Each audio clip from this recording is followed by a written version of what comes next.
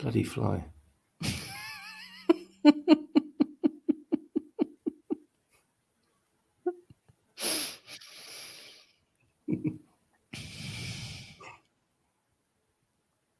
Oh. You're going to do your Tom Shanty thing. No, just think nice thoughts and be on a desert island maybe, or licking the inside of an old salted peanut packet. Yes, I'm feeling it.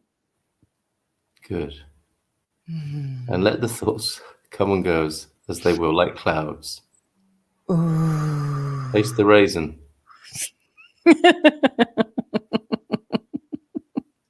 And kill the fly if you get a chance. I'm killing it with my mind waves right now. I did Tai Chi a bit of a mosquito on the B-Day earlier. He wasn't expecting it. It's quite a nice image.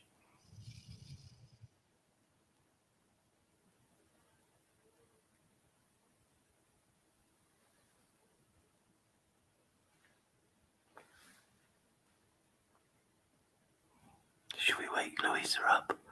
I think the kids went to bed quite late, so she might actually be asleep. No, she's not asleep. Good evening, everybody. Sorry, did I disturb your shanty there? Yes, you did, but it's all okay. It's all good. Good evening, everybody. How are you doing on this inaugural Spiritual Portugal Show? And it's so delightful to be sharing the comments people have made before and the comments that are already coming in. Look at this. Isn't this lovely? The Yonkers. Congratulations on the new program. We stayed up late to be one of the first to see it. Thank you so much, both of you. It's so kind. It really is. And we really appreciate that because I know a lot of people, you get into a kind of a life of well-being. And I don't think late nights are really part of that, are they? Unless you're doing a vision quest or something like that. So many people I know who live very nice, easygoing lives, living lightly, living simply, often are in bed by about 8 o'clock in the evening. So really, I'm not saying that's you, the Yonkers, but absolutely appreciate you being here. It is late in Portugal. And the reason for that is because we do this when the kids have gone to bed. Because it's the only time we can really work together. And for that reason as well, Louisa might disappear. If I could breastfeed, I would go. But it's the easiest way to rest the kids. And they do not like the hairy milk. I have offered it to them several times, haven't I? They're just not interested in that sort of thing. Maybe that's not the best start to the show. Anyway, thank you to Yonkers. Penny joined in, I think, with a bit of bombing at the beginning there. More like flipping buzzing in here. I don't know if you can hear the fly that I've got in with me this evening on this hot, balmy Portuguese evening. Victoria, look at that. Do you want to read that one and do a couple of these? Oh, yeah. Yay. It's the lovely Munsons. That's so lovely for you to join us. Thank you so much. Is that plant real? What, this one behind me? Well, David, is anything real? Is anything real? You of all people asking a question like that. I'm sure on the Man Cave, we spoke about, the mind expanding effect of mushrooms. And for you to ask if anything real, I'm a little bit disappointed, I have to say. But we could pick that up philosophically a little bit later. But yes, I guess within the context of your question, it is from Little, isn't it? It was sold as real. Is that right, Mrs. M? What's that? It is real. I mean, as in it's a living plant. We haven't killed it yet. No, I mean, I do need to water it. I mean, it's really parched, but... Thanks for the prompt there, David. Maybe that's what he was getting at as a kind of passive-aggressive question about the dry-looking plant in the back there. Yeah. Andy is here as well. A couple of man cavers here. There's going to be trouble possibly. This lot are in tonight, but we'll see how it goes. We're watching. That sounds quite ominous, doesn't it? That sounds very New Economic Forum. We will be watching and you'll be happy about it. Yes, whether you like it or not. Yeah. The Yonkers, we don't have children to get to bed on time. The on time bit, we don't know what that means. What are you talking about on time, Bob Yonker? Yeah, we know they have to go to bed, but on time? Yeah. Hold on a minute. David's coming in. The questions are coming from David thick and fast here. How much more spiritual would this stream be if we started handing out THC gummies?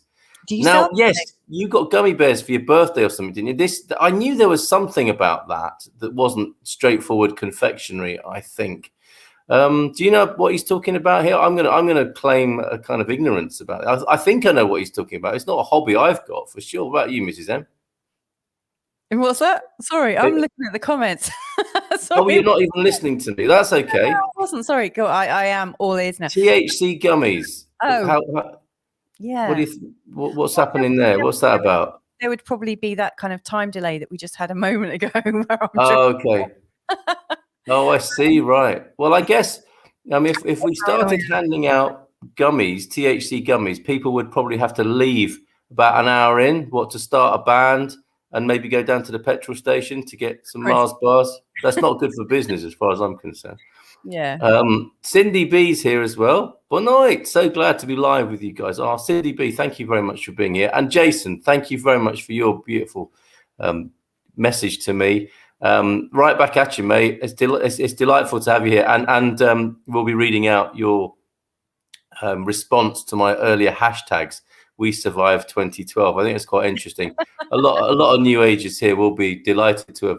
Well, actually, might feel a bit robbed that they didn't ascend in 2012 and they've had to carry on in this way. Do you want to carry on with these comments, Mrs. M? We'll have a sip of tea from my Good Morning Portugal mug. No, because a lot of these people are people that you know and I don't know, so it's cool. I've never heard you even mention Kent William Albin. I was thinking, what a name! That's an awesome. He's fabulous. Yeah, he's was a man caver, is a man caver, and a regular on the Good Morning Portugal. Fly. It is fly season, isn't it, at the moment? Yeah, no, he's right though. He's right. Yes, that's one fly I would like to undo right now, for sure. Mark, good evening. Hello, Mark. Tuning in as well. That's fantastic. I don't know. Let us know if you're watching this because you're thinking you're going to see a weird side of me, or that you got a kind of green light when I said, we're coming out of the New Age closet, and it's like, oh yes, great. I always knew there was a soft and spiritual side to that man, and I'm with you for that. Or have you just come to just ask awkward questions like David? No, I wasn't being passive aggressive, Carl. Don't be so silly. I'm sorry. Okay, let me just let that go. Okay, we're good. Sorry, David. Your aura's looking cleansed now. Yes. Late for me, but I couldn't miss the first show. Bless you, Penny. Lots of love to you in Devon, England. Not here to poke fun. We are interested in your new show. God bless you. Thank you very much. And I would say you cannot not be spiritual. It's and I'm not keen on those sort of spiritual correctness apartheid things of some people are more spiritual than others. I think people are in different places.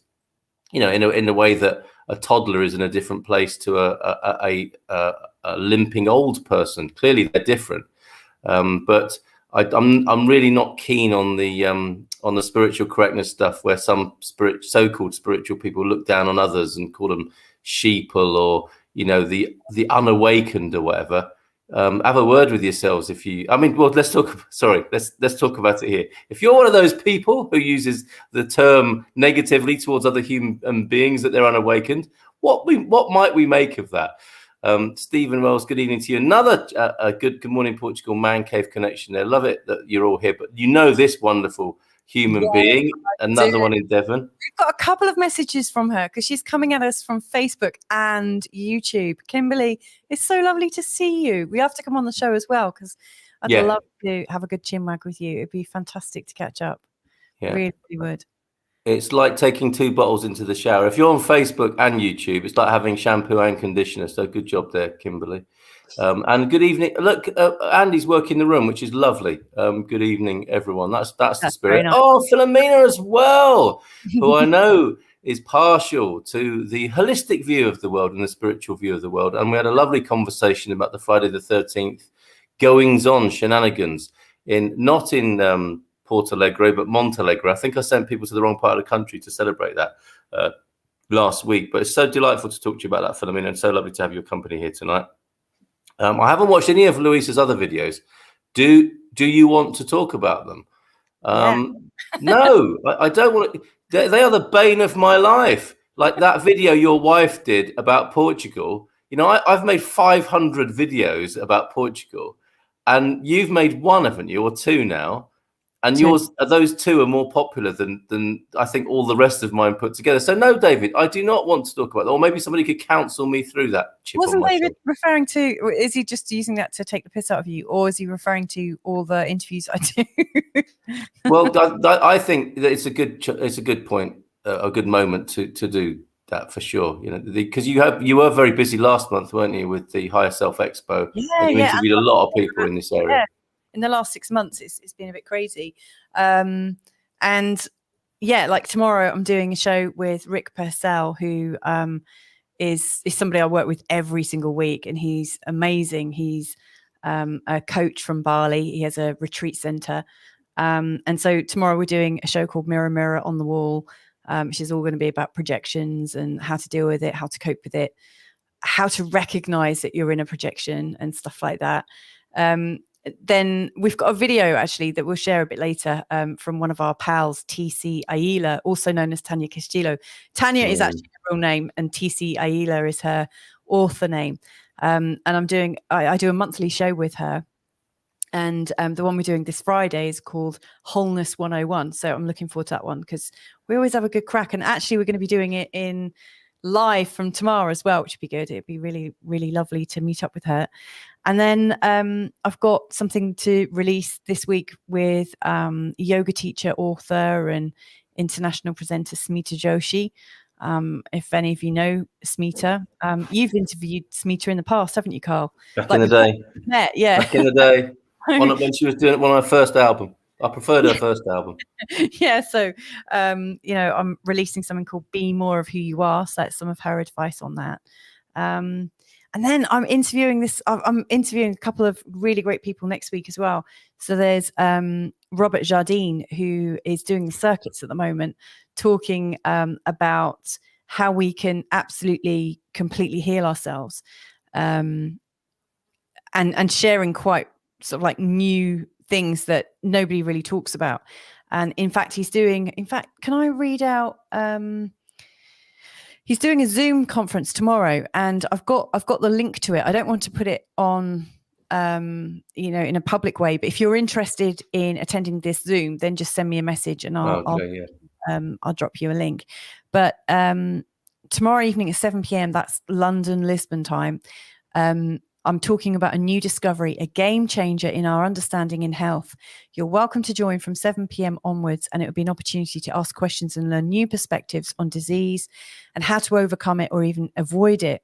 I'll be putting on a short PowerPoint show where we'll see the connection between our brains and any symptoms we may develop in our bodies. This is a real opportunity for everybody to investigate new avenues in overcoming health issues.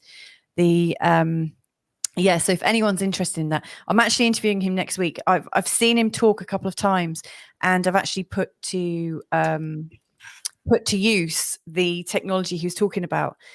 He's basically using the learning and understanding of a Dr. Hamer or Dr. Hammer from Germany. It's changed. It changed some of my symptoms instantly, like within a day, didn't it, Carl? An ongoing issue that I've had. Well, to be fair, I mean, I don't know what it was because you're on quite a lot of regimes at the moment. It could have been. I wasn't on any regime at that time when it. Oh, okay. So we can isolate. Have I got that right? Robert Jardine. That's right. Yeah. Yeah, and I loved him when he was on MasterChef as well. He's a good lad. He takes a joke well, but that does sound fascinating. To be fair, he did look like one of the MasterChef guys. But I'm also talking to a guy called Jeff Granville very shortly as well, and I've spoken to him quite a few times in the past. But he's got some biohacking breathing technology to share. Like some patterns in breathing that can help almost drench you in serotonin and things like that. So it's really, really helpful.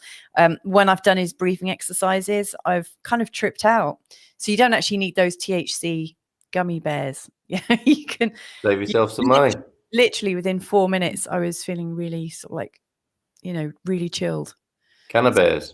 So there's a lot of shows that we're going to be posting over the next week or two, I guess. Yeah, and hopefully inviting people on. And there are people who in this esteemed company tonight in the comments who we want to come on and talk as well. We're just settling into it, really. Just kind of drawing out a bit of a carving out a cross in space and time, and holding space for the tribe. Now, we should have some New Age bullshit bingo cards really soon, so that whenever we say things like holding space for the tribe, or that's fine too, or it was meant to be, or anything like that comes out that you hear us say inadvertently, we just cross it off on the bingo sheet, and we'll come up with some sort of prize for the winner who gets a full house on those. So I think that very adequately answers your question there, David. Yeah, I mean, if you're interested in checking them out, I think I will be posting some of them to Spiritual Portugal on YouTube. But if you have a look at my channel, it's Louisa Tanner Munson on YouTube. Subscribe and you'll be able to catch up. There's a whole back catalogue as well, so there's a lot going on there. Marvelous.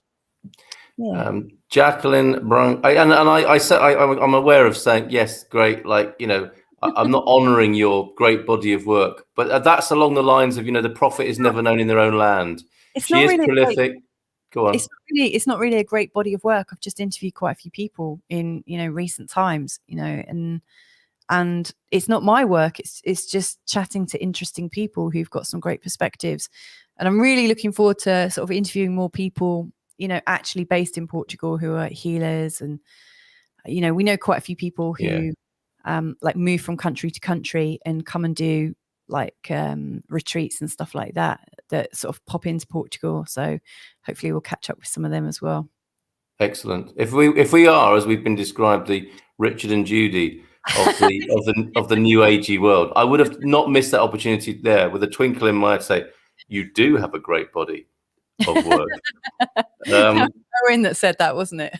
Yes, that's right. There you go. Thank you very much for that, Owen. And I'm sure you'll be on this screen, as will Jenny, at some point as we settle into this. And people will recognize if it's for them or not. Sounds a bit new agey again, doesn't it? But I think it's new. This is we did a pilot show, didn't we, on Sunday night? This is our first one in this slot, which we're intending to do every Tuesday, and we'll get into a groove with this. And I think you'll see from tonight whether it's for you or not. So welcome, and use it from that point of view, and influence it as well.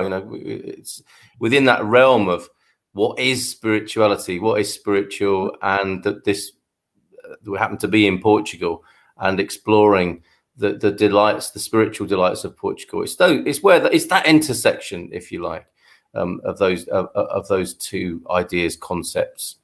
So Jacqueline Branco's here as well. Good evening to you, Jacqueline. Appreciate you staying up late.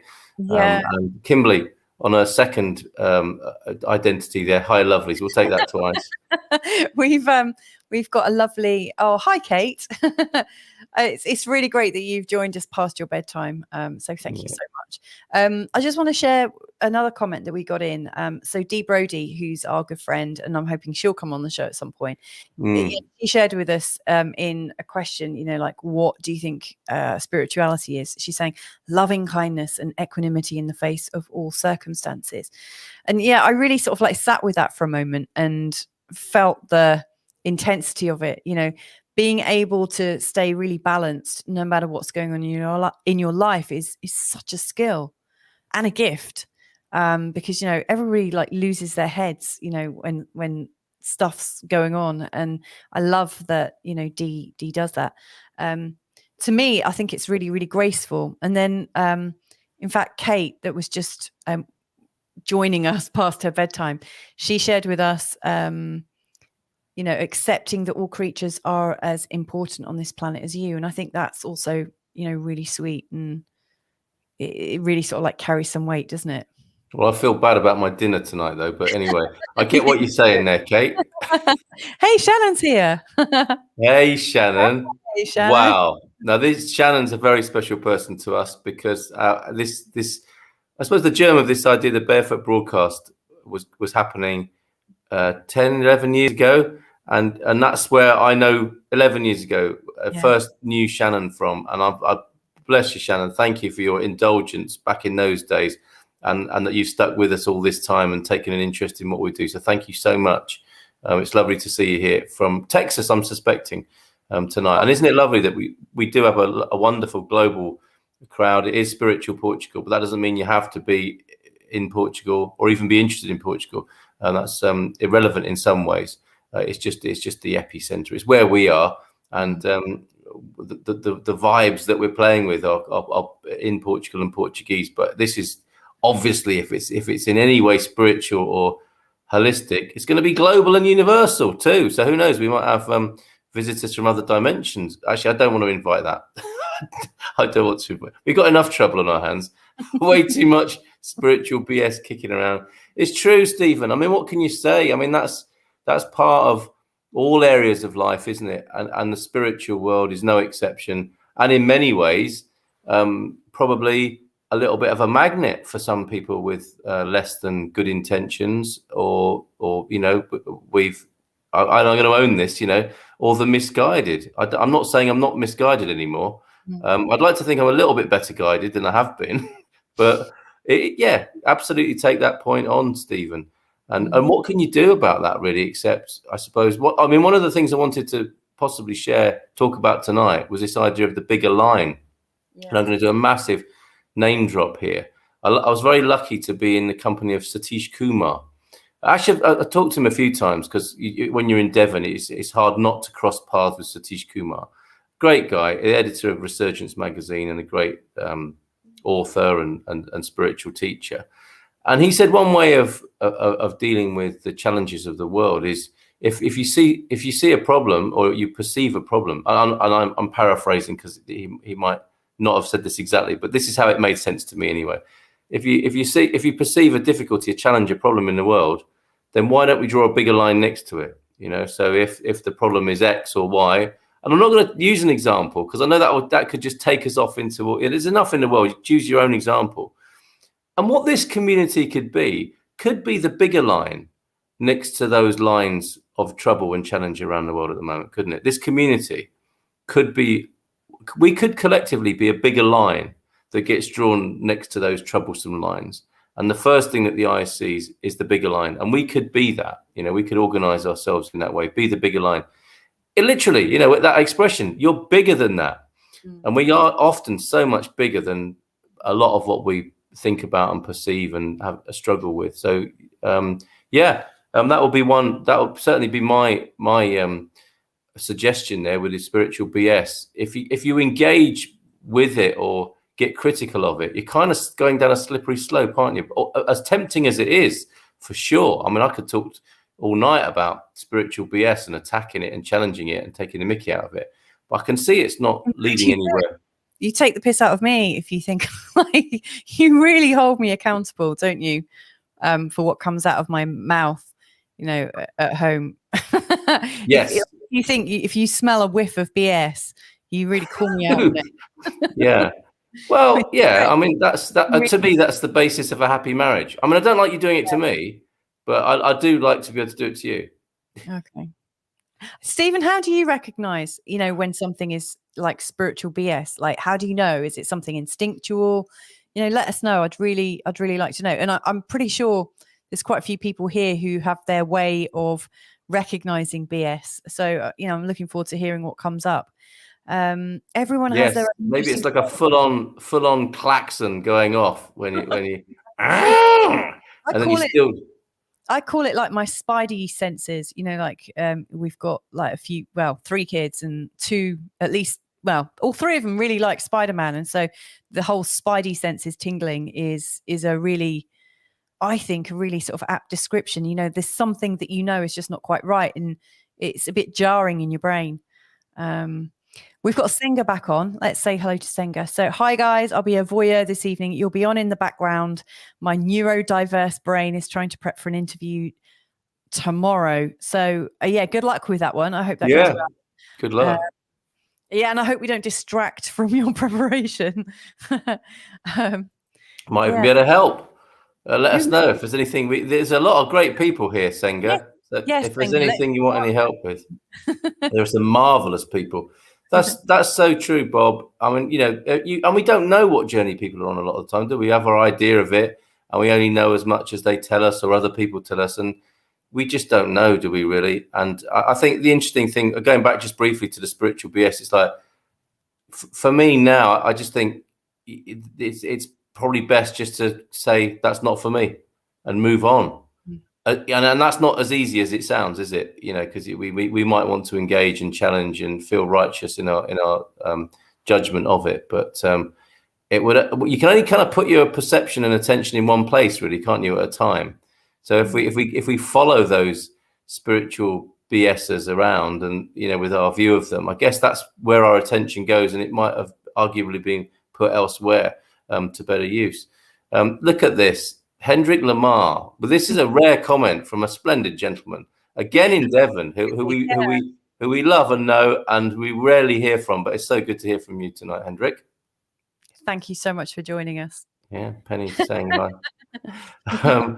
I'll make your mind up, Kimberly. I'm on YouTube now. I went belt and braces for a second there. Love you guys. Great to see you. It's lovely to see you, Kimberly. And yeah, we'd love to have you join us on first namaste of the night. Was that? Yeah, it was a quick namaste there. Yeah, a little recognition to my good soul sister, Kimberly. Yeah, and Jacqueline and Kate know each other as well. Wouldn't miss the launch. And other people who know each other from other circumstances. And I love that. I absolutely love that. And I know from my perspective that these people have similar sort of ethics and views.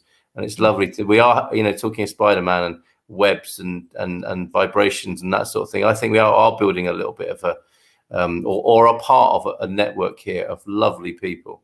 I'm seriously thinking about getting into yoga after I move to Portugal. I can easily see a morning yoga and meditation routine right before work every day. Well, yeah, good.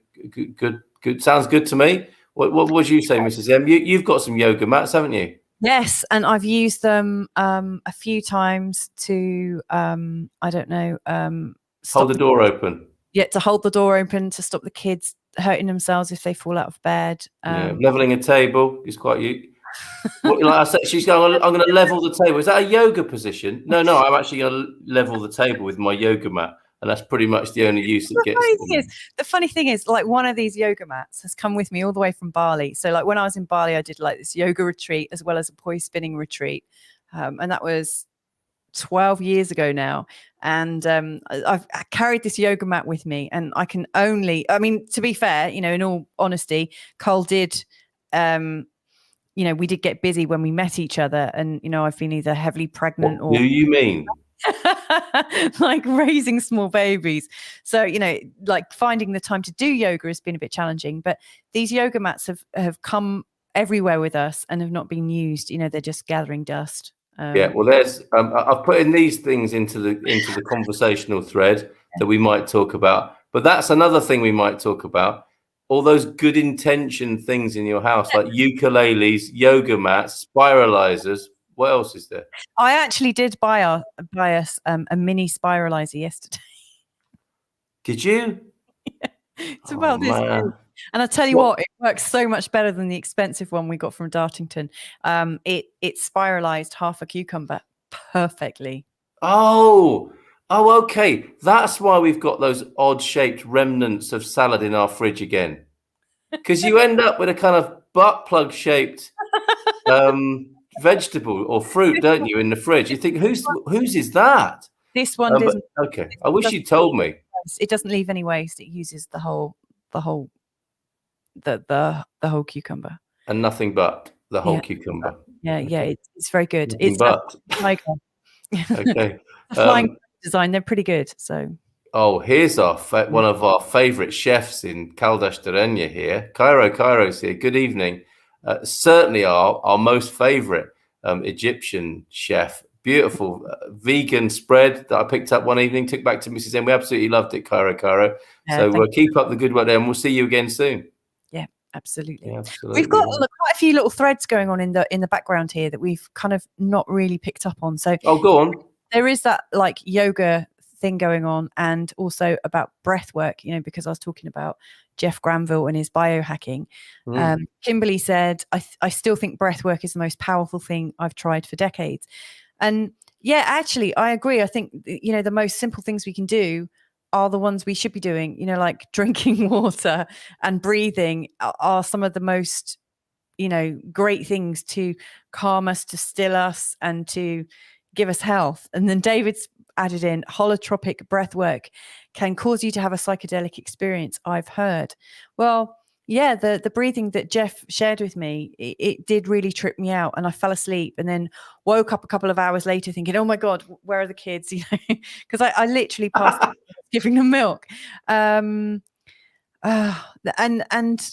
then we've got some more things like Kimberly. This is a blast from the past. Has found her paperwork from Newton Natural Health Centre during a big clear out, and that was the paperwork from 2006 when you were running the health centre there. I thought I was paperless, but I guess I might have had one or two pieces of paper in that operation. That was the Natural Health Centre that it was called. Interestingly, it was called a healing centre when I bought it and took it on, and I changed the name from Newton Abbot Healing Centre to Newton Natural Health to appeal to a wider audience and so that people wouldn't be put off by the word healing, which I think is a bit of a hot button, push button trigger word for people. But that's Adam Rees is here. Did you notice that? Adam Rees. Adam, yes. I think I've only met you once, and was that when you were trying to sell us some network marketing? Yeah, some network marketing. Not that we've got anything against that, but I did. You'll see it. You'll see one of my comments here is like we survived 2012, which we'll come back to if we've got time. Free energy readings. So if you want a lot of people don't know this about me, but I do energy readings. So if you want a free energy reading, I don't like to charge for it because I think it's a gift. So just put in the comments hashtag free energy reading in your name, and I'll just tune into you. And when the moment's right, I'll come back to you with what I've intuited for you. So there's that spiritual playlist. So what sort of songs? I mean, as well as David Pramal, what do you like listening to? And what are those Gregorian chants? What have you got in your spiritual playlist? Spiritual movies. I was looking up into the trees yesterday somewhere, and I was reminded of a segment from What the Bleep. And do you remember? So there was a time, wasn't there, where all these spiritual movies were coming out. And so what spiritual movies are coming out now, or what are your classics, like What the Bleep or The Secret or whatever? And what do we think about them now? With the change of time and perception.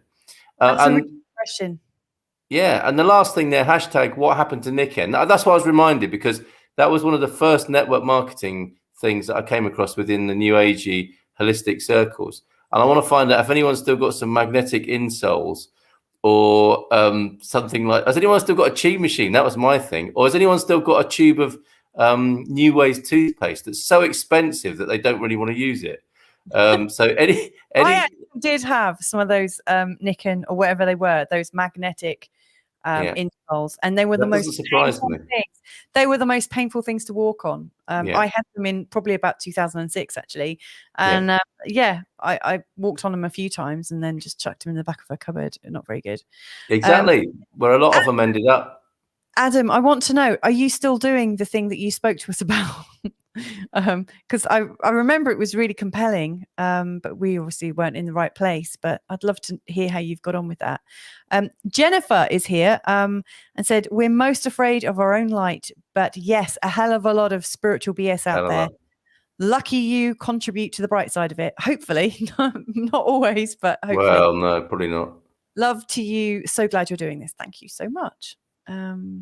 Yeah, and I think some of what I say, I'm sure what people will just say that's a load of old BS. And like my endeavor is that it's not harmful or painful or unpleasant or negative, but different strokes for different folks in this world of spirituality, or in the broadest view of life. So people are going to project onto you as well, aren't they? There is that. So it's fine. Well, is it fine? It happens, I suppose, is what I mean. Is that I won't be everyone's cup of tea. As Mrs. M, I don't know if this is a news flash to you. You might not be either. But we find the people we find useful, don't we? And if this probably goes on the holistic bingo card, doesn't it? When the student's ready, the teacher appears. I think that's true. Or you could say, like we attract the sort of vibrational match of you want to be. We want to be with and stuff. Yes, that can go on the New Age bingo, can't it?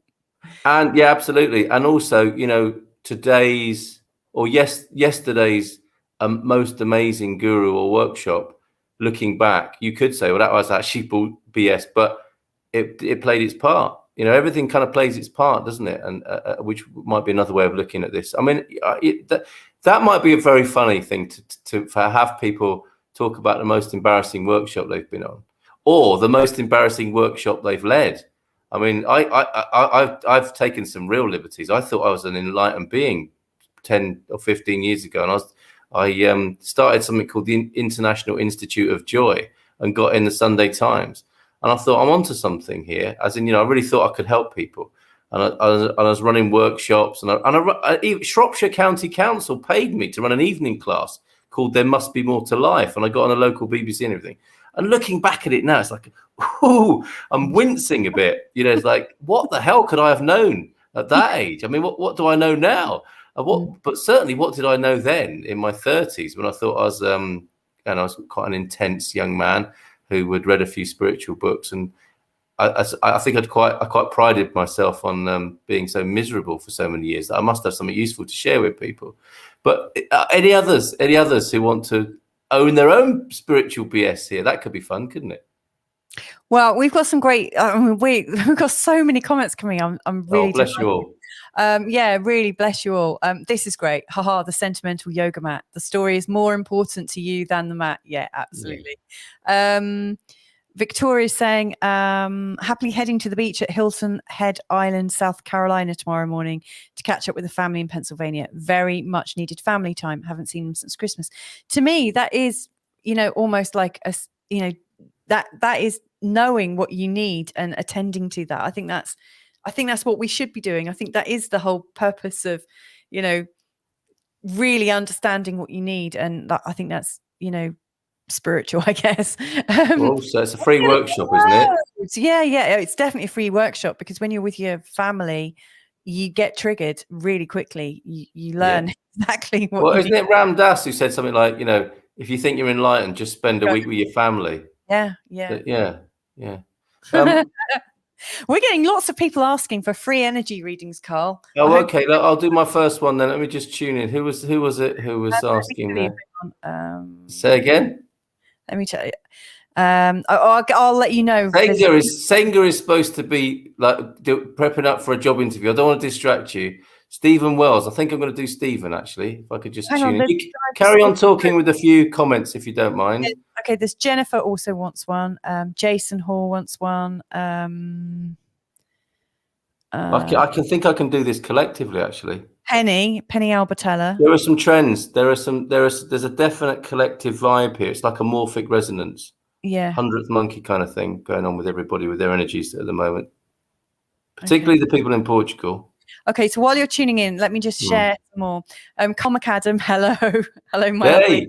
He's saying, good evening, lovelies. Portugal is spiritual for me, as when I look out of my window, I see spirit in the natural world all around me. When I marvel at the small things, all things are marvelous. I absolutely 100%. That is how I know that there is something beyond what we like see, when people say, how do you know that there is something that kind of connects everything? But for me, when I look at the natural world, it's just so obvious, like the question's not even there anymore. I totally feel that, Cole. Thank you for joining us. Love to you and the family. Adam is saying, unfortunately, I was flogging some organic green something or other. Yes, not a fan. You're not selling it, mate. That's not selling it. That's why it didn't work out. Would you like to buy some of my organic green something or other?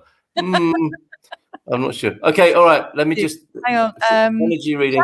Franco is saying that we should both go for a session or two with Catherine Conant. So we will do. We will. And she's written a book.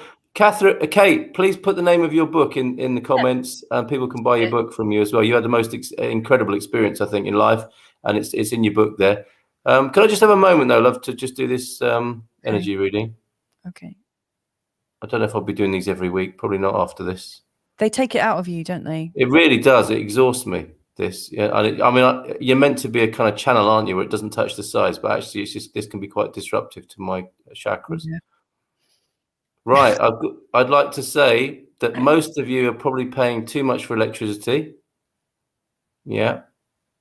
And actually paying too much for gas as well. What there you go. What about water? There's water. Stop drinking out of plastic bottles because it kills the energy of the water. Or just shake it a few times. What do they call it? Succuss it. If you're drinking bottle, but don't drink bottled water. Come on, it's not a good look. Unless you're giving it free on an aeroplane. No, but then don't travel on airplanes either. Just stop it. So there you go. Oh, God, I'll have to shake that off. That was hard. Oh, I'll get the sage stick out on you a bit later. Please stage me later on. Is that balance your auric field. Yeah, definitely. Michael Bliss is joining us. He says, I think it's refreshing to have a live conversation about spirituality. Some are afraid of this topic, but there's so much hope and joy to be delivered in conversations like this. Thank you. And Penny's enjoying the best energy reading ever. It's a bit different from the readings I give, right, Penny? Free as well. Come on, you lot. That was naughty. Where are we in our comments? What do you want for nothing? I wanted to say something about yoga. I saw some. This is we could have this. We could have spiritually correct comment of the week, because in one of the Portugal groups, somebody had put, "I'm looking for a place where I could do yoga," and somebody wrote back in the comments, "You don't do yoga. You are what you are. Like yoga. You don't do yoga. It's like yoga does you, or you be yoga, or you become one with the yoga." But I thought, oh, come on, that seems a bit mean. It does. I hope it wasn't somebody in this lot who said that. just lost the viewer. Well, I mean, that to me sounds like somebody that wants to be right rather than happy. There you go. That's one of the things that I struggle with in some of these like spiritual groups is when there's like spiritual one-upmanship, where people, almost want to, it's like spiritual top trumps. We used to notice this. We used to work at a disability charity in Devon. And so a lot of the people that are connecting with us tonight from Devon know us from there. And it was all very lighthearted with the people that we work with, but we work with lots of people with disabilities and additional needs, and they used to play top trumps, and they would outdo each other on like how disabled they were, and you have people outdoing themselves on how spiritual they are, and they'll put in like that they don't have a television, or they'll put in that they don't I don't have a TV. And it really, I don't watch TV. It really is like a way of beating up anyone else, and I don't find that very inclusive. I don't find that very helpful, and I've been that person as well, because. And you're not judging them now at all, are you? Well, I rather than judge, I like to think that I'm kind of questioning why they're, like where that's coming from. I'm more intrigued as to where that's coming from, because I know in the past, like, when I've perceived that, if you are like conscious of things, you might do this. I've sort of veered that way to see, I wonder what it would be like to do yoga every day at 6:30 in the morning, or I wonder what it would be like to have like water. That's as far as most people get, to be fair. I wonder what it'd be like to do this or do this retreat and this, that, and the other. And it becomes part of your identity quite quickly. And so it comes out in conversations, but I don't think it necessarily serves to help, because for me, like life force and feeling bliss and feeling chilled, which by the way, I don't always feel chilled and blissed out. Not at all. Like sometimes it's just a little fleeting moment, but I am committed to working in such a way that I can enjoy my life in the best way possible and help share that with as many people as possible as well. So, that's where I'm like wanting to put my attention and energies. But when I think about how I've been in the past and being a bit of a superior snob at times, I really now, like, I forgive myself for it, but I look back and think, a bit like you, Carl, wincing at like, creating the Institute for Joy in your 30s. Yes. No, that wasn't the thing. I still think that's a great idea. Well, yeah, it's a great idea. But like you said, when you're in your 30s, you were really serious. And yeah, it's true. But I mean, this is part of the curve, isn't it? Of one's growing, whatever you call it, consciousness, awareness. Yeah. And there is an evangelical phase, isn't there? Without a doubt. Yeah, I think a few people might put their hands up here when they first became of something other than. And when was it for you, incidentally? People who are tuned in. What we're talking about here is the realms beyond the physical and the mental. Yeah. And I didn't quite know that was the model of it, and that is only a model. It's we have to use these models and words, don't we, to describe something that is indescribable ultimately, but it kind of points us in the right direction. And I didn't know what it was, but I had a sense of that, as I'm sure a lot of you here did in your teenage years. And if you didn't know what that was, what you were looking for, you certainly felt the absence of it through some possible anxiety or depression even, which I think is one cause of depression, is knowing that there's something more, but not being able to put your finger on it, and not being able to understand why everyone else seems so happy when maybe they're not anyway. But that's what we're talking about here. And then when you find yourself, full stop, or you think you found yourself, and you've got access to this new realization and consciousness that there might be a spiritual realm, there might be a holistic vision, there might be a holistic model. That's really beautiful, isn't it, in its own way? But then that can very quickly turn into the evangelical, everybody should do this, and people who don't are muggles or sheep or the unawakened or whatever. So definitely an evangelical part to the journey that I think probably a lot of us would put our hands up to, right? Yeah. And maybe still do it. Yeah. David, do you know who Caroline Leaf is? No. Who is that? We could take we could take a leaf out of her book, or a book out of that leaf. But we don't know which one you're talking about there, David. Tell us more. And Andy's thinking of doing some yoga. Often that can be enough. If you do homeopathic yoga, just the thinking about it can actually bring a lot of relief. So try that.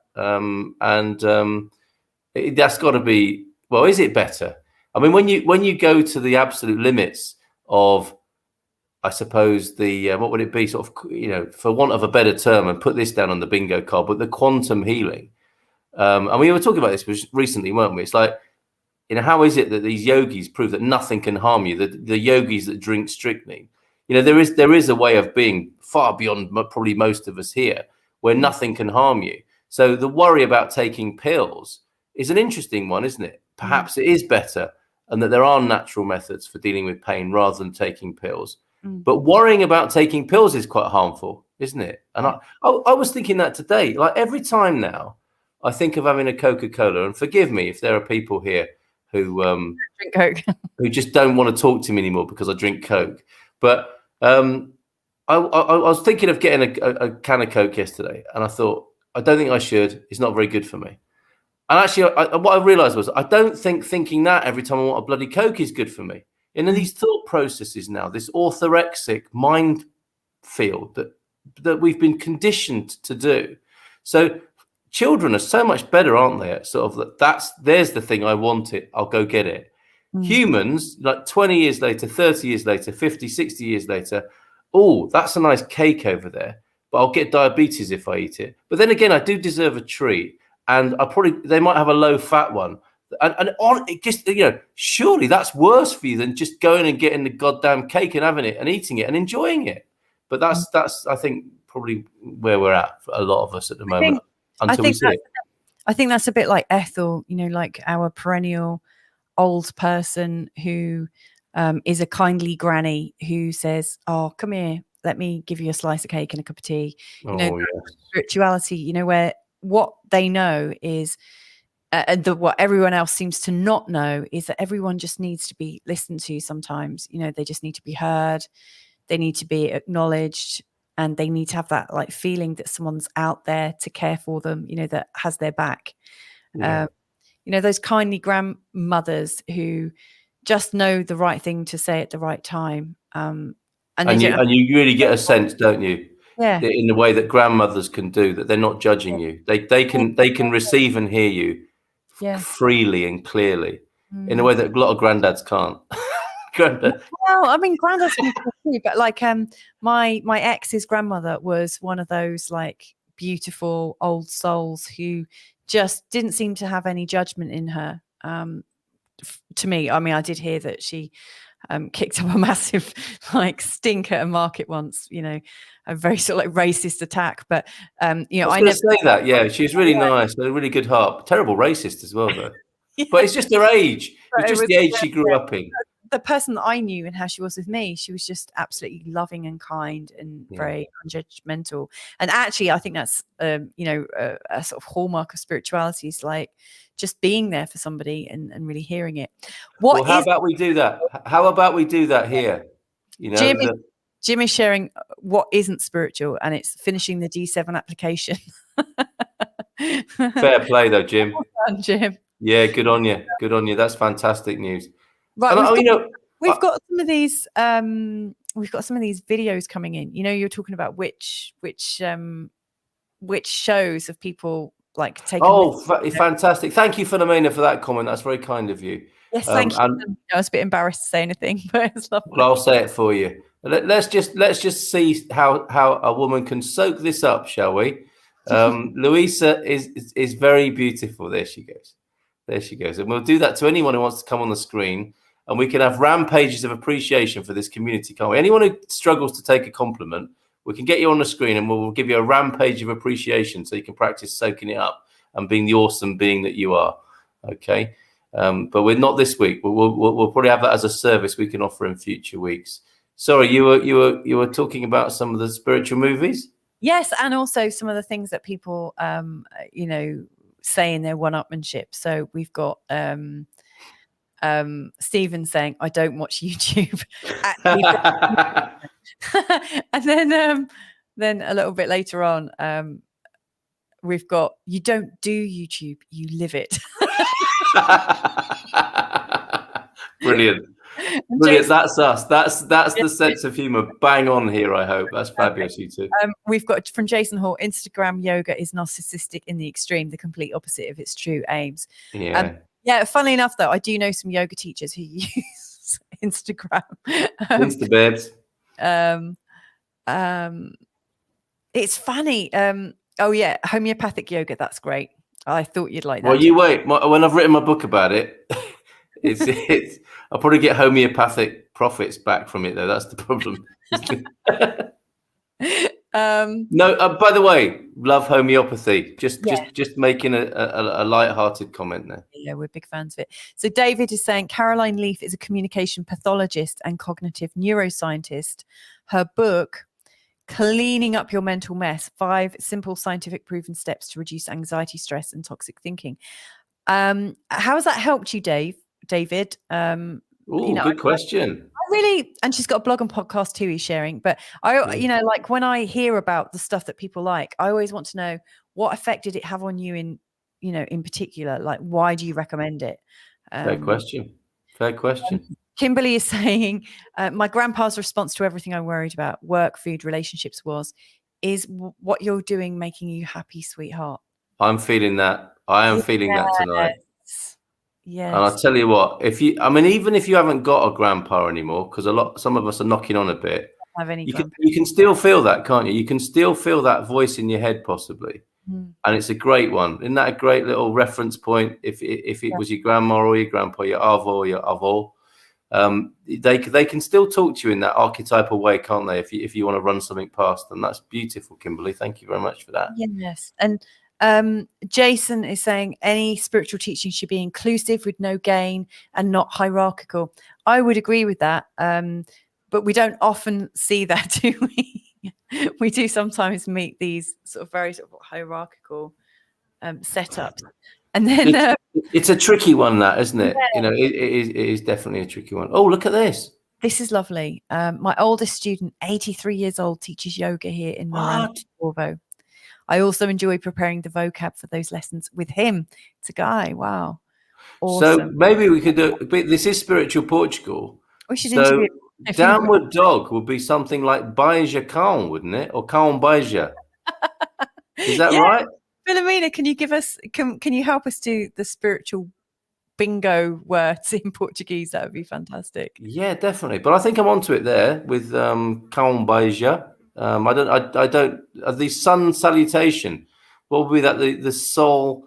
Salutation. Yeah, that's right. So that'd be great to hear some more of those, Philomena, if you don't mind. So David's saying, I did listen to her ideas about the differences between the brain and the mind and how you can use your mind to heal your brain. Well, you know what, David, like the interview I'm doing with Robert Jardine, he's talking about the injuries and the changes that go on in the brain when we experience shock, and how the shock creates something in the brain, which then creates a healing dilemma. And so there's probably some overlap in those technologies. And also Jeff Granville, who I interview and chat with every couple of weeks, he's working on mindfulness and health as well. So it might be interesting to, have a chat around that. I love that. And Jim White is saying, David Durham, at David Durham, Dan Siegel writes a lot about the mind-brain connections too. I'm fascinated by that. And I know Penny is as well, Penny Albertella, as a fellow hypnotherapist and NLPer, we're fascinated by the mind-brain connection and how it all works out. We've got Owen Lloyd Martin saying, watching and listening under the stars. That sounds very romantic. I love that. Yes, very nice. And I mean, a lot of people are excused, aren't they, this? Because it's one thing to talk about spirituality, but if you can go better and have a spiritual experience like that, just turn this off. I mean, really, we would thoroughly endorse any outbreaks of real spirituality or spiritual experience. This is a talking shop in some ways, isn't it? I'm hoping that we are spreading the love, enjoying the vibes, and all the rest of it. But I mean, seriously, if you're moved to go out and look at the stars now, bye. We'll be here again next week. What I'd like to know, because I remember we actually saw the what's it called? The shower, the meteoroid shower with him 4 years ago now, wasn't it? Or 3 years ago. Is that what you're looking out for? Are there any like late stragglers coming in? Any fallen stars? I wonder how much that is in astronomical distance. The difference between 3 nights ago and tonight might be millions of light years or something like that, mightn't it? It's just quite incredible to think of it in those terms and go out inside and feel how insignificant you are. So you can stay here and feel and have your ego stroked as a good spiritual person, or you can go outside and look up to the stars and feel how insignificant you are. This just in though. Oh, I got Senga. She just wanted to let us know that she's got a Bodum stovetop milk frother. She actually drinks her coffee black and doesn't do milk. So that's one of these gadgets, isn't it? But Bodum wasn't an MLM, was it? I think that was just seemed like a good idea at the time. One of those purchases for frothing goat milk, probably. Because I've got a dear friend. I mean, he's a doctor, and he got into my car once to see several cans of Coke on the floor. I think I'd probably fueled the journey with. And he said, "Why are you drinking that crap?" And I felt quite told off. And he drank. I stayed over at his place, great bloke. And in the morning, he made me a cappuccino, probably with some organic, fair trade, free range beans or whatever. And he put bloody goat milk in this thing because they say goat milk is the most digestible, don't they, of the animal milks after mother's milk. And it gave me a bellyache, like I'll never forget and never want to drink goat's milk again. But I think that there's the connection there. Your stovetop milk frother for your organic goat milk person who wants to put that on top of their free range cappuccino. But thank you, Senga, for that. I do like these little details about people's lives. Yeah, it's fascinating. And Bob has shared with us, I and Karen have always just taken what resonates and left the rest go from many different spiritual experiences or people, etc. Began early with Catholic indoctrination that made little sense to me. And that's an interesting one. I wonder how many people here in this group are or were sort of indoctrinated from birth and what effect that had on them. Who wasn't? Well, I mean, we're all indoctrinated. I mean, I remember being, 5 or 6 at school and being told what the nativity was and learning about somebody being crucified and having to draw pictures of it, Ooh. And I remember as a 5 or 6-year-old being horrified that anyone could do that to another person. And I was only thinking about it today, like, why would we terrorize children like that? And it was to indoctrinate into, yeah. I mean, there's a time and a place for the crucifixion metaphor, but probably not when you're 5 or 3 or something like that. And I think I don't know if I dreamt it or it actually happened. I ran away from Sunday school. I was terrified by the. I think we don't know what we're like as adults, do we? To little children, it's a bit like teachers. Teachers probably go to school thinking, well, I probably smell quite nice and I'm probably quite presentable. And it turns out, they're a geography teacher with patches on their corduroy jacket covered in chalk dust. They smell of coffee and fags. And they've no idea, do they? And when you're a teenager, you're very sensitive to that. And at point, if you're wondering what the hell I'm talking about here, it's probably the same when you're little, isn't it? And you meet a priest. And I remember being terrified. That's it's quite a dim and distant and traumatic memory. But somebody in black, like a black cape, it felt like. And the harshness of a church as well. That's not a comfortable place to be as a child, is it? The stone and the hard wood and the echoiness and these, like you say, terrifying depictions. That doesn't seem like the most or the best start to your spiritual life, possibly. It's interesting because we've getting quite a few answers into that. So Kimberly's saying, I grew up in a C of E high church, dad's family, and clairvoyant mediums, mum's family. I now respect both and draw from both what feels good. And I think that's the right way to do it. Like you find your own way, with your own instincts. You kind of sense your way forward. And it's good that you had a mix of both. I like that. Philomena saying, in our Salazar time, there used to be a crucifix on every classroom at school. I love what Shannon's put. Where's Shannon?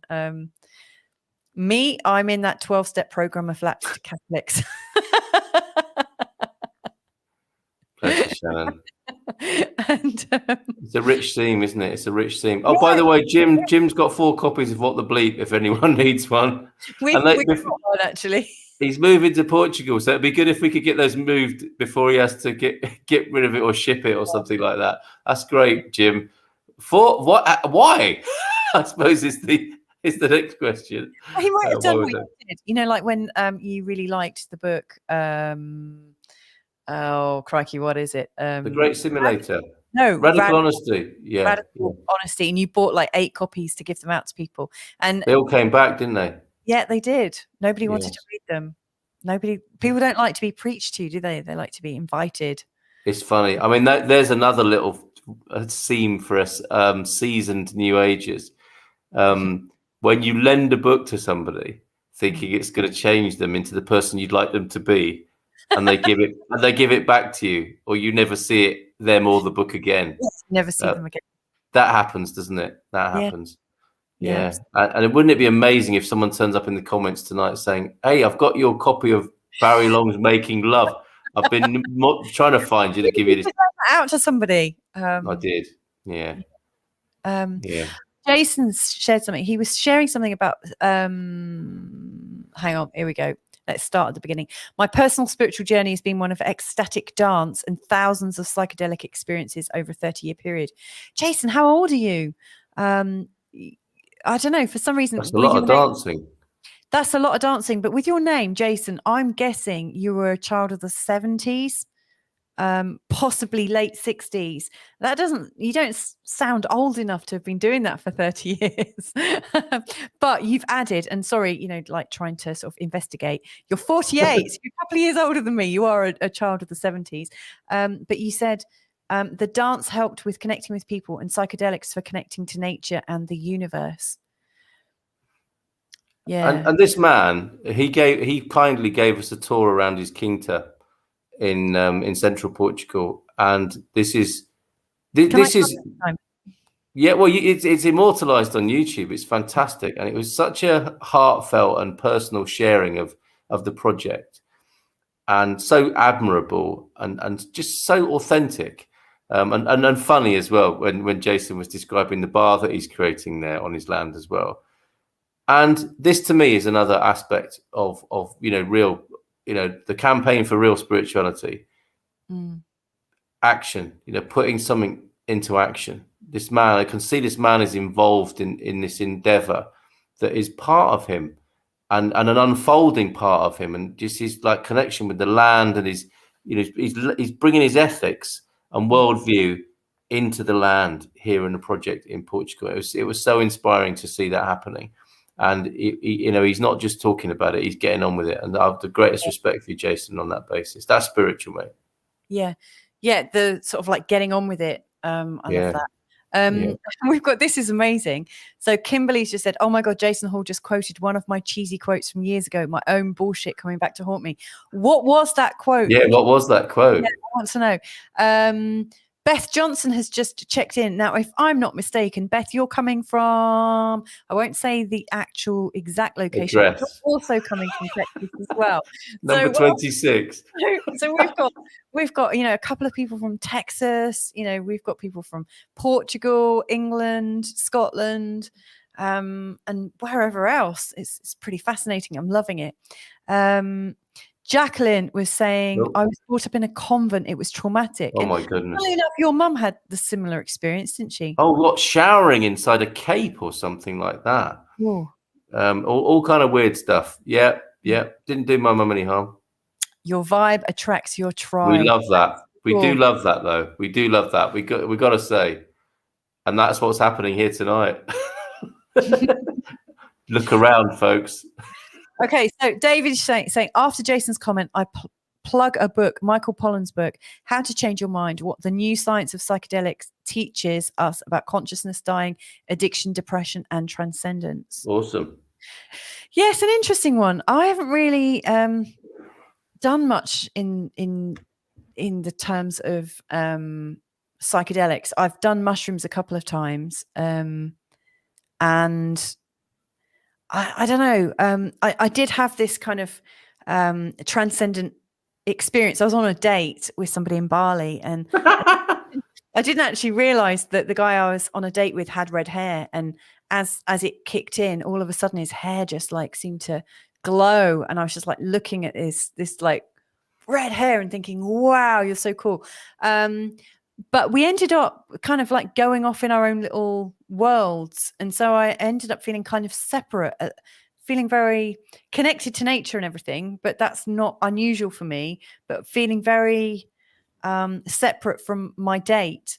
And the very strange thing was, like, about a week later, all of a sudden, I went spontaneously back into the trip, which I wasn't expecting. And that was like, whoa.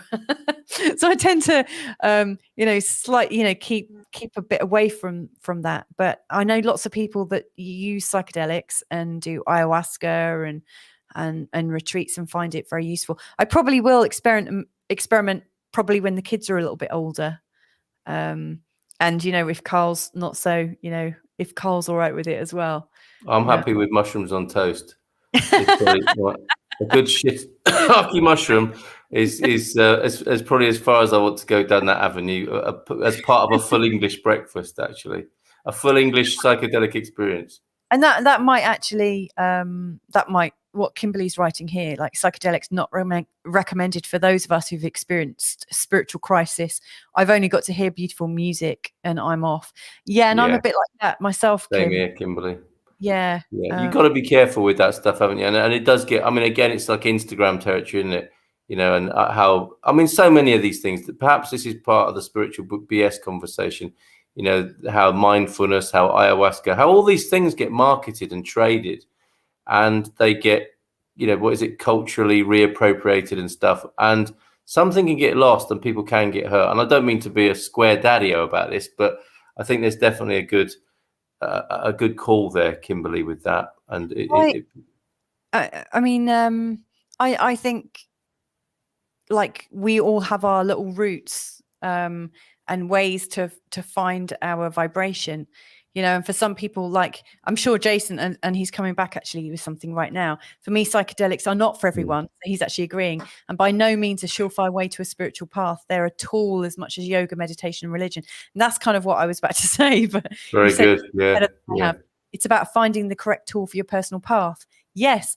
And, this is the thing, that Jason's obviously highly articulate. He's just like, like typed it out, fired it out, and there it is. You know, you're obviously, you know, it obviously suits you and your constitution. And I know for me, it's not for me, but I have had a little bit of fun. But I know lots of people who've really benefited from it. Well, big question for me with this is, how is it that you go on a date with someone and don't realize they've got red hair? Did they have a hat on? The lighting wasn't that good. You know, it was quite dark. Okay. He had like dark brown hair, but it had like real sort of like fiery red tints in it. And look, girls, and this is for the young people listening. If a man takes you to a dimly lit place and offers you mushrooms, be very careful. Okay, that is not the sort of date I want my daughters going on, for example. Well, this is obviously before I had kids. Yeah. And you're a grown woman.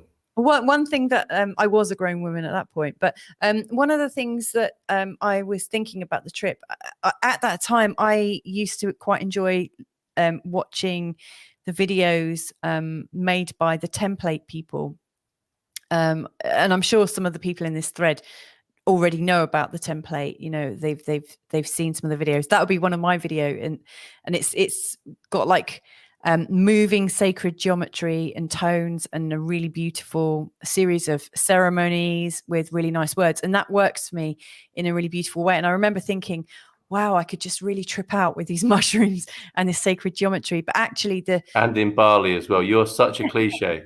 Yeah, I mean, I was a massive walking cliche, but seeing the sacred geometry and feeling very relaxed and just being very calm and peaceful was my thing. But my real thing, I think, was singing for me. So like Jason, it's dancing, but for me, singing a mantra, I felt myself disappear and not pass out, but I know that I wasn't in my body. I had spiritual experience.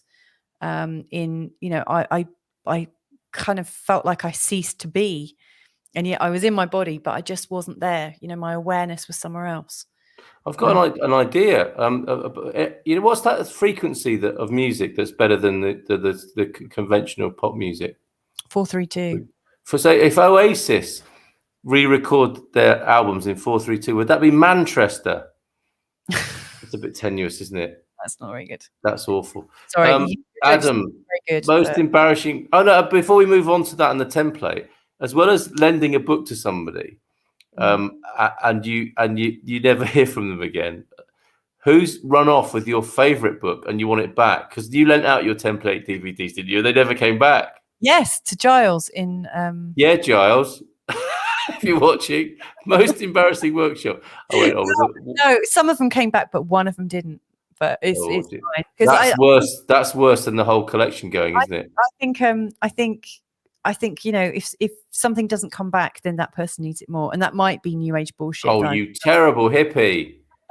But, you know. But that means you can't. That means you stuck on your fifth chakra. If he's got that last DVD, can you get to the top chakras? It's like the way I see it is those DVDs are 11 years old anyway, 12 years old. And the technology was pretty crap. Okay. And probably on YouTube anyway.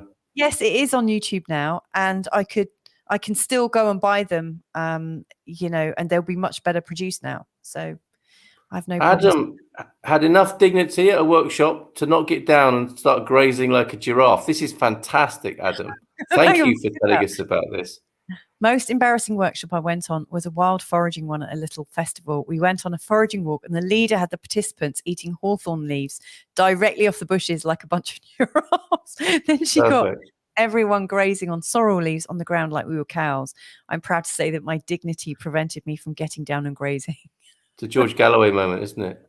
I actually think I'd turn around as well. I don't think I could do that. No. And I guess, yes, where it's like a horse refusing a jump, isn't it? That's a classic moment. I was thinking it's not the most embarrassing. Well, it was the most embarrassing, but I didn't, you know, and Adam, I think probably we know each other from back in the day in Sheffield. And I did, I think probably after some of your suggesting and other alpha males saying I really should do a sweat lodge, I eventually did it. And that was, I did it. I went through with the whole thing. And for me, and in my worldview. That was quite a daring thing to do. And I bloody loved it, Adam. So if you were part of me getting my kit off and being saged by a strange woman going in and out of the sweat lodge, I really loved that, and I'd do it again. I don't mind being distracted, says Senga. That picture I've just created is quite a distraction. I found travel is my spiritual compass. Oh, it's been the best thing I've ever done and experienced. Yes, the broadening of the mind of travel there. Thank you, Andy. What else? So many comments. Thank you. I mean, we're only meant to be doing an hour show, aren't we? But I mean, should we keep going whilst people are being so kind and giving?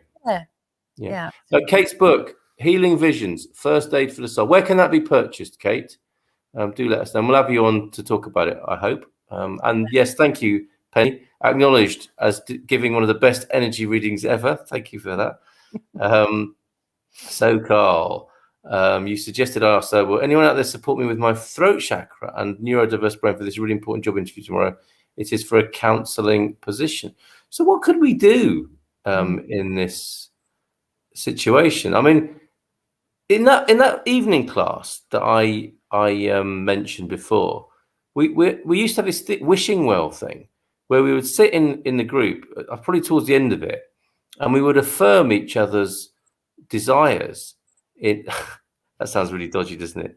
Yeah. We would no touching. We all sit in a circle, and people would be thinking about what they wanted to manifest in their lives, and we would have a context of that coming true for people as well.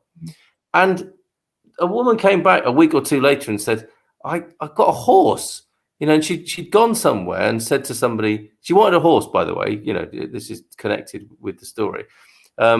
She went to someone's house. There was a horse on the lawn. That's a nice horse. Oh, I'm looking for a home for him. And we kind of, we manifested this. I found someone's wallet as well. I gave it back to him incidentally as well. And that was one of those twisted manifestations, wasn't it? I'd like some money, and then I find someone else's wallet, and I feel like I should give it back to him, which I did. But I found some money. It's true, isn't it? What the manifestation came true. So, cut a long story short, we can do that here, can't we? We can have an intention experiment here for you, Senga. I think it's probably the least we can do. And I mean, well, Kimberly's come in with a particular suggestion there. That's lovely. But I think we can have positive vibes going your way. We take it you want the job on every level, and lots of love to you, and luck and best wishes, and may your dreams come true. And I hope I speak on behalf of others here who would wish that for you as well, for what it's worth. Yeah. And we've also got specifics coming through as well, haven't we, here? Maybe try standing barefoot on the grass earth, tilt your head back. And how about that? I'd never have thought of suggesting that. That's adventurous, isn't it? Maybe now, I don't know. That's probably going to wake the neighbours up, isn't it? Oh, it's just Senga practicing for a job interview tomorrow. I've got a killer question, actually. That and I used to work, just to give it a bit of clarity, I used to work in HR and training departments when I worked for big companies. That's great advice that's coming in from everyone, but this killer question, and it's to do with when you're asked about yourself, a lot of people do ramble about themselves for sure. So when they say to you, Senga, at the end of your interview, have you got any questions? You've got an amazing opportunity to find out if they've got any queries or anything about you that they're not sure about. So you might want to ask them, yes, I do have a question. Is there an aspect of me that you think is not suitable for this job? Wow, that's brave. And it's a really brave question, and their answer could really floor you. But if they're honest, they might say, one of the things that, we think about you, Senga, is that you don't have enough experience, or, we do wonder if, and it could be any number of things. And then when they give you the answer of what they think might be holding you back from that job, then you say, oh, I'm really glad that you shared that with me, because I didn't tell you about the time that I did blah, blah, blah, blah, blah, blah, blah, kind of answering the thing that they were querying you about. So it's kind of I mean, it's giving them the opportunity to be really honest with you and to hear that, and then to recognize where you need to sell yourself a bit more. So for people who aren't very good at selling themselves, it gives you some really clear feedback that you can relate to. Very good. From the training days of Mrs. M there. Yeah. And I think you'll be fine, because we're all rooting. Yeah, because we all want that, and we want to know. We want to know what happens next week. Tune in next week to find out if you get the job or not. Check in with you. But there's a lot of luck and love being sent your way from this gang here, even in Portuguese, I think. Senga Vance. Toda a sorte do mundo para amanhã. So all the luck in the world for tomorrow there, from the lovely Philomena as well. Yeah, absolutely. There's this lovely. Sorry, I just I just took your comment. Fighting over the comments here. So Fiona Wright. Hi, Fiona. Do you know Fiona? Is Fiona someone that you know? Fiona and Simon, absolutely. Yeah. Oh, right, okay. Not been vibrating so much recently, but got a few smiles returning listening to you guys tonight. Fiona, I want to put some love out to you. What's going on that you're not kind of vibrating in that beautiful way that and you know, and what can we do to help the smiles come back? Yeah, I think this is for us all to benefit from. You don't have to answer that, by the way. Say that again. You don't have to answer that, by the way. But no. But if you know, that's part of this, isn't it? Is holding the space for the tribe.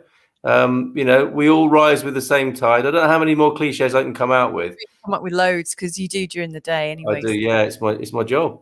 But let's, you know, we're here for each other. Is my hope. As you can see, with the best wishes to Senga with the job interview as well. Yeah. And I think Senga's got a question about that. This is the technique you suggested was during the interview. Yeah. At the end, when they say, have you got, because that, I guess that's a really good way for interviewers to palm off and close the interview. And they won't be expecting that necessarily, will they? Yeah. Oh, no, it's a killer question. And like when you ask that, they think, shit, this person's really smart, or oh my God, I need them on my team, because they're unafraid to ask really good questions. And they're a bit daring, and they're open to feedback, because you're signaling that you're happy to hear why they might not like you.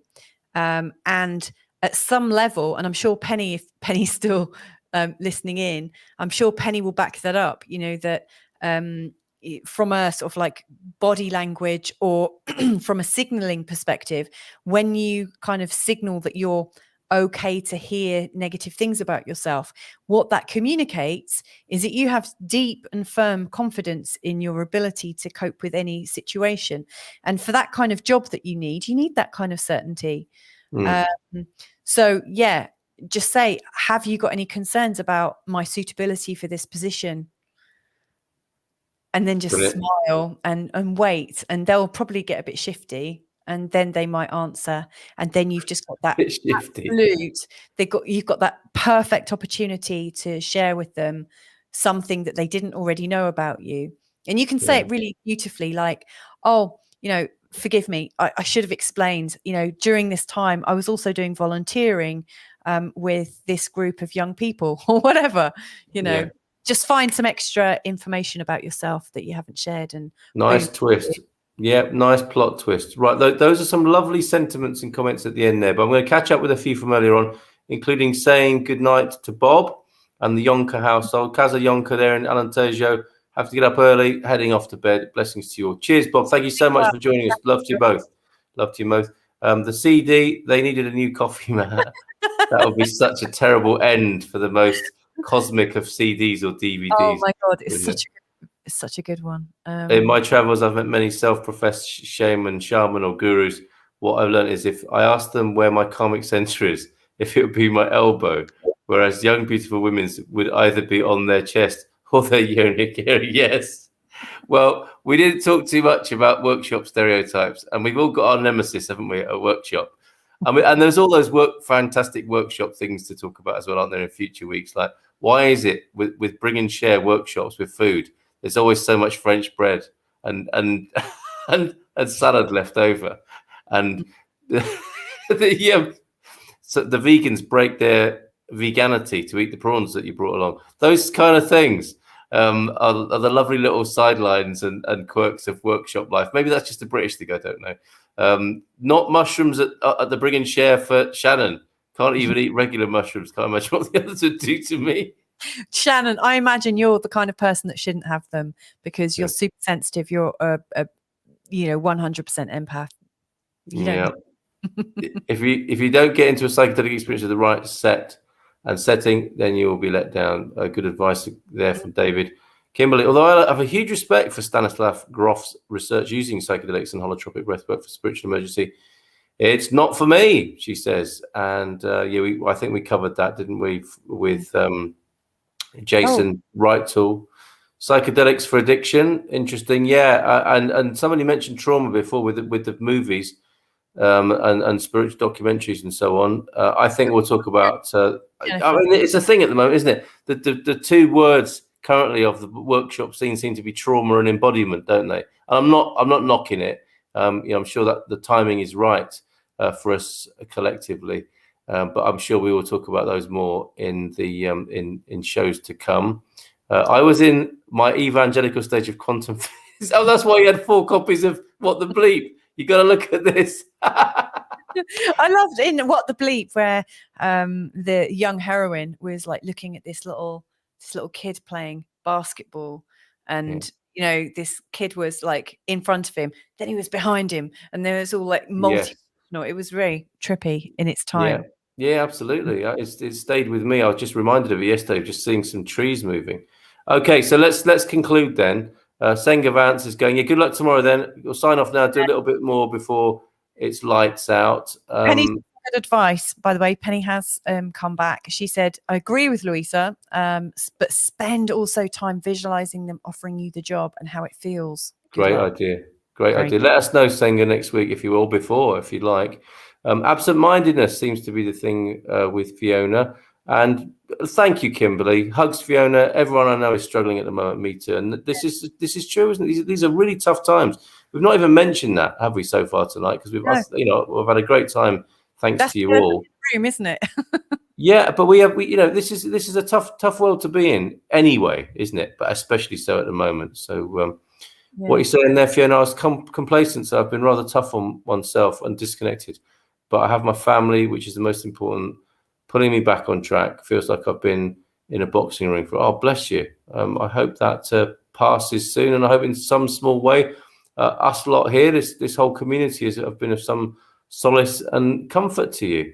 I can agree with Fiona, says Senga. I haven't smiled a lot recently, but I've sat and smiled throughout this broadcast and actually laughed out loud. Fantastic. Great stuff. Very nice twist, obrigado. I think that's to you. I'll say goodnight, says Jacqueline Branco. Early start tomorrow. Great, fantastic evening. Thank you. Pleasure. Absolute pleasure. And night, Jacqueline from Kate. They're saying goodnight to each other. Oh, that's fantastic show. Thank you so much. Great fun to be with you. Everyone's leaving us. Great to sit back and listen. Enlightening first show. Thank you both. And we'll finish on this, but we'll play we need TC Yeah, because we've got. Look, go on. Simply put, live, love, and laugh. That's a great note to end on, isn't it? Plus, we'll play out with TC's, Tanya's words of welcome to us. And Doreen Reyes, you sent me is it Pythias sensation? The sound of wind in the trees. I've misplaced the videos. We'll play those next week because I've been having some of that lovely tree action myself this week. And we might be able to connect with Garvos and Gary Austin, who's a tree hugger, tree lover. Muito obrigado from Victoria for this lovely forum. Enjoy your trip to South Carolina. Loved it, she says. Yeah, have a nice thanks, Victoria. Night all. Enjoy the chat. Brilliant start. Thank you very much. And thanks, Carl and Louise, for this lovely community. Thank you all. Thank you, Mrs. M, for being most excellent. And telling me about your mushrooms and everything. You already knew about. Yeah, I did actually. Yeah. So should we play out with? Before we play out with it, just to remind you, TC Aila, she is our really great friend from Tamar. She is a fully awakened person, so she's been through a full spiritual awakening. She is what's known as an isness mentor. So she does breath work with people, and she's really transformational. I have to say, wherever she goes, great company. she's amazing company, and she's absolutely happy and upbeat. And I've seen her go through lots of different phases, and she's just not fazed by anything. She just seems to absolutely, like you could question, is this person really, fully awake? Like they say, they've gone through this full old spiritual awakening, but she's the real deal, in my opinion. And she That's just certainly our experience of her, isn't it? yeah. And I think she would say as well, it's not done. She Yeah. chooses that. She chooses that in each moment. It's not Yeah. like it's done and dusted, is it? No, every single moment is a choice. Every single breath is a gift and a choice. But let me add her to the stream. And if you like the cut of her jib, then check us out on Friday. We do our monthly chat, and we're opened up to her community, and her community is really beautiful. They're all people who love breath work and who are very supportive and lovely. I am going to stream it to this channel, Spiritual Portugal, as well. But it's at 6:00 on Friday. That's British and Lisbon time. But we're talking about wholeness, and I'm sure she'll have some fantastic things to share. And finally, as well, if you do become enlightened, don't forget to unsubscribe. We're the only channel that encourages people to unsubscribe and become enlightened and not need us anymore. So unsubscribe here, unsubscribe here. Yeah, and Kimberly, you should totally connect with her. You'd get on really, really well with her. Yeah, she's on Facebook. She's T.C.A.E.E.L.A.H Aila. So anyway, I'm gonna leave you. We're gonna play out with Tanya. Yeah. Oh yes. And if you want to check out the Mirror on the Wall interview and chat I do with Rick Purcell, from Bali, that's on at 7 a.m. tomorrow morning. 6.5 hours from now. Yeah. You're crazy. Yeah, but I love connecting with him. It just feels good. So anyway, thank you so much. I love you all, and I can't wait to connect again. Let's do the old namaste. Ciao, ciao. Ciao, ciao. Hello, my name is Tanya Castillo, author named T.C. Aila, and I am speaking to you from Tomar, Portugal. Tomar is the spiritual heart of Portugal. It is the town that the Templar Knights chose as their headquarters around 1,000 years ago. And I am overjoyed to wish Carl and Louisa Munson all the very best for this new program they are bringing forth, Spiritual Portugal. Wow, what a wonderful creation. Being an business mentor that I am, which is simply holding a safe space for the reunion of human and divine, so that we can encounter that oneness within and therefore transcend the challenges of duality, interacting with life, interacting with the world, interacting with ourselves and with each other from a space of equanimity, harmony, balance, love, joy, peace, all of those things that we dream of because we know they are us. Well, being that gives me even more joy to know that this program is coming out. What is spiritual really? Well, actually, that's what we are, because we are simply spirit having human experiences in physical form. And the myriad of possible experiences is so vast that sometimes we get a little bit entangled in judgment. So my invitation is, through this wise sharing, this enlightening sharing that Louisa and Carl are bringing forth, that each one might find within themselves that space of compassion where all is well in all of creation, and where we can then find the balance in that 0 point of non-judgment and create from there. Actually co-create, because that's what we're all doing. Co-creating through the inner net of spiritual connection, because that's who we are. Well, go ahead with loads of love, my dear friends. Thank you for allowing your inspiration to flow and to bring to the world the beauty, the magnificence that you are. All my love. And see you around. Ciao, ciao. Good night.